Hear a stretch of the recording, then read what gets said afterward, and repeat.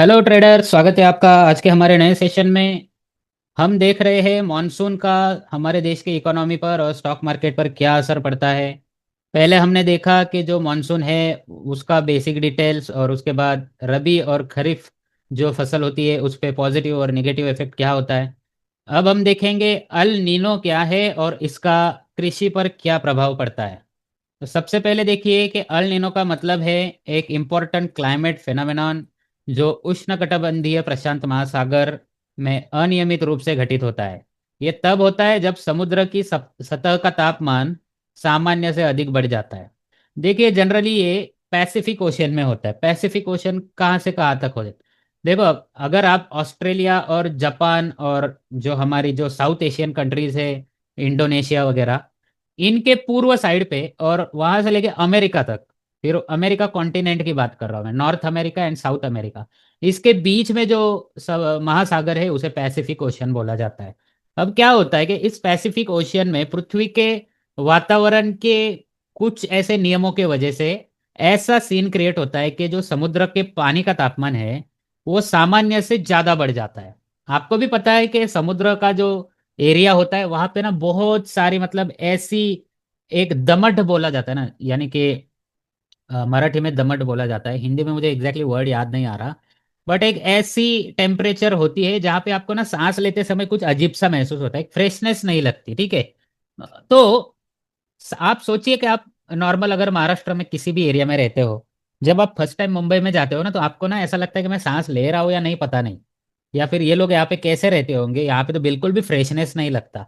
मैं ये नहीं बोल रहा कि वहाँ की हवा में आपको पोल्यूशन मिलेगा, बट एक ऐसा फील होगा कि सांस लेने के बाद ऐसा फ्रेशनेस नहीं लग रहा। ठीक है। तो ऐसा वातावरण तैयार हो जाता है जहाँ पे नॉर्मल टेम्परेचर से ज्यादा समुद्र का टेम्परेचर बढ़ जाता है, समुद्र के सतह का, ठीक है, यानी कि सरफेस का। इससे क्या होता है, इस घटना का प्रभाव केवल समुद्र तक सीमित नहीं रहता, बल्कि इसका असर भारत सहित दुनिया के अलग अलग देशों में मौसम और मानसून पर पड़ सकता है। ठीक है। इसको काउंट करने के लिए ओशियानिक नीनो इंडेक्स यानी कि ओएनआई एक प्रमुख पैमाना है जिसके आधार पर अल नीनो की स्थिति को मापा जाता है। जब ओएनआई लगातार 3 महीनों तक 0.5 डिग्री सेल्सियस या उससे अधिक रहता है तब अल नीनो की स्थिति मानी जाती है। साल 2023 में ओएनआई जून के आसपास लगभग 0.8 डिग्री सेल्सियस तक पहुंच गया था, जिसके बाद वैश्विक मौसम एजेंसियों ने अनुमान लगाया था कि अल नीनो 2023-24 की सर्दियों तक जारी रहेगा और मजबूत हो सकता है। देखो, ये सिर्फ मैं आपके नॉलेज के लिए बता रहा हूँ। ठीक है। आपको दो तीन टॉपिक ही ध्यान रखने हैं कि भाई अल नीनो मतलब पैसिफिक ओशन में समुद्र का तापमान बढ़ने के बाद बनने वाली एक सिचुएशन है। इससे क्या होता है कि पूरे दुनिया के अंदर कुछ ऐसे देश है जो पैसिफिक ओशियन के आसपास होते हैं, वहां पे बारिश कम होती है क्योंकि जो बादल बनने की प्रक्रिया है वो स्लो हो जाती है। ठीक है। अब ये कहाँ तक ये ओएनआई और ये सब ध्यान देने की जरूर नहीं है, इतना डीप में जाने की जरूर नहीं, बस नॉलेज के लिए मैं आपको बता रहा हूँ। अब इसका इफेक्ट क्या होता है, देखो। अल नीनो के वजह से बारिश कम होती है, बेमौसम बारिश देखने को मिलती है। तापमान में वृद्धि की वजह से कीटकों का उपद्रव बढ़ जाता है। आपको भी पता है, जब ठंड होती है ना, ठंड, तो आप देखेंगे आपको कहीं पे कॉकरोच नहीं दिखेंगे, कहीं पे मच्छर नहीं दिखेंगे। ठीक है, छोटे छोटे कीटक नहीं दिखेंगे क्योंकि ठंड में वो सब जैसे कि गायब हो जाते हैं। जैसे ये गर्मी शुरू होती है आपको कॉकरोच दिखने शुरू होंगे, मच्छर दिखने शुरू होंगे। तो आप सोचिए कि अगर अल नीनो बनता है तो पर्टिकुलर एरिया के अंदर तापमान अचानक से बढ़ जाता है या फिर गर्मी रहती है, एक वातावरण में एक गर्मी सी रहती है, उससे क्या होता है कीटकों का उपद्रव बढ़ता है जो फसलों को बर्बाद करते हैं। टिड्डियाँ आपने सुना होगा, पाकिस्तान से टिड्डियाँ आ गई, ये हो गया, फसल खा गई, और बहुत सारे कीटक आते हैं जिससे किसानों को अतिरिक्त कीटकनाशक का खर्चा आता है, फसलें भी बर्बाद होती है। इसके वजह से चारे और पानी की भी कमी हो जाती है। ठीक है। देखो, महाराष्ट्र में अगर बात करो, क्योंकि मैं महाराष्ट्र से आता हूँ, तो एक मावा नाम का कीटक आता है जो गेहूं या जो पशुओं का खाने का जो ये होता है, घास होता है। जैसे ठंडियां खत्म होने आती है ना, वो मावा वगैरह वो सब गिरने लगता है। ठीक है। जैसे ही बादल आते हैं ना ऊपर, जैसे ही बादल आते हैं वो कीटक आने शुरू होते हैं। तो फिर से हमें कीटकनाशक मारना पड़ता है और सब चीजें करनी पड़ती है। तो किसान के लिए अगर ठंडी के मौसम में बादल आते हैं ना तो ये सबसे बड़ा प्रॉब्लम होता है। इससे क्या होता है कि गर्मी बढ़ती है, कीटक आ जाते हैं।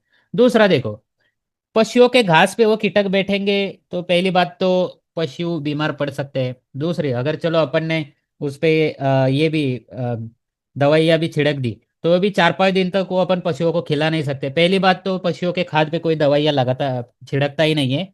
लेकिन फिर भी मैं एक उदाहरण के लिए बोल रहा हूँ। इससे क्या होता है, दूध उत्पादन में कमी आती है, मांस का प्रोडक्शन कमी होता है।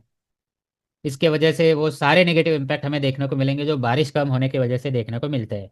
और इसका सीधा असर शेयर मार्केट पर भी पड़ता है और हमारे देश की जो इकोनॉमी है उस पर भी पड़ता है। तो देखो, अल नीनो 2023-24 में आया था।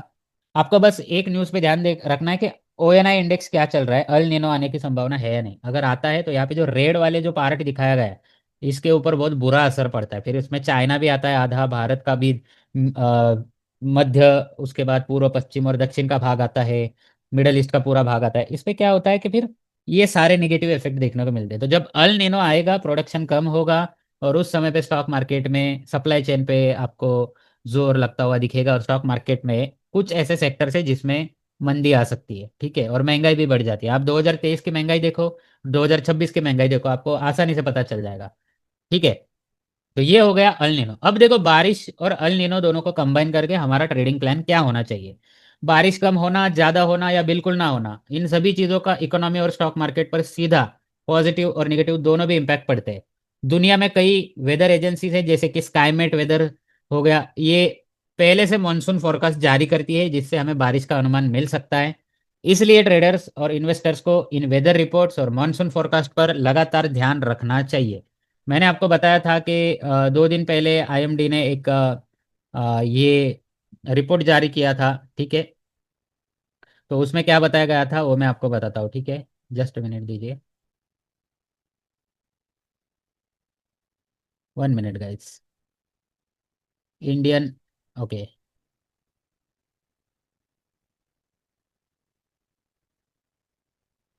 अच्छा चलो, ये ना मैं ग्रुप में डाल दूंगा रिपोर्ट, तो आप वो देख लेना, ठीक है। बारिश का सीधा संबंध एग्रीकल्चर से है, एग्रीकल्चर प्रोडक्शन का सीधा संबंध महंगाई से यानी कि इन्फ्लेशन से, महंगाई का सीधा संबंध है इकोनॉमिक ग्रोथ, एक्सपोर्ट इंपोर्ट और फॉरेन एक्सचेंज रिजर्व से, इंडस्ट्रीज और कंपनी से भी होता है। देखो, फसलें अच्छी होगी, महंगाई कंट्रोल में रहेगी, लोग खरीदारी बढ़ाएंगे तो इकोनॉमिक ग्रोथ आएगी। हमारे जो एडिशनल स्टॉक हमारे पास पड़ा होगा वो हम एक्सपोर्ट करेंगे तो हमारे पास फॉरेन रिजर्व्स भी आ जाएंगे।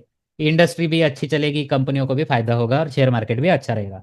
भारत में कई एग्रीकल्चरल प्रोडक्ट्स है जैसे राइस, चाय, शुगर, ये हम दूसरे देशों को एक्सपोर्ट करते हैं, इसलिए भारत के प्रोडक्शन में बदलाव का असर ग्लोबल मार्केट पर भी पड़ सकता है। अगर मैं आपको एक बात बताऊं कि भारत का जो बासमती राइस है वो बहुत फेमस है दुनिया में। जब कोरोना आया था तो हमने क्या किया था, राइस को एक्सपोर्ट करना थोड़ा बंद कर दिया था। तो अब ना सिर्फ भारत में प्रॉब्लम हुई थी, जो देश भारत से इंपोर्ट करते हैं राइस वगैरह, गेहूं वगैरह, उनके ऊपर भी बहुत प्रॉब्लम फेस करना पड़ा था उनको।